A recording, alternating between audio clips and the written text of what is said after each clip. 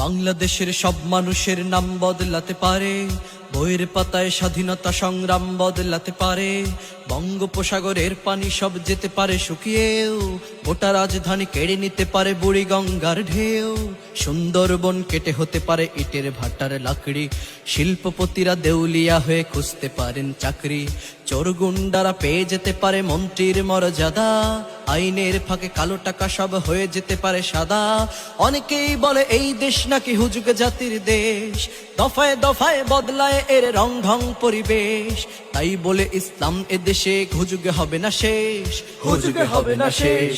ইসলাম এদেশের পরতে পরতে জনপদে ঘরে ঘরে, ইসলাম এদেশের 90% মানুষের অন্তরে।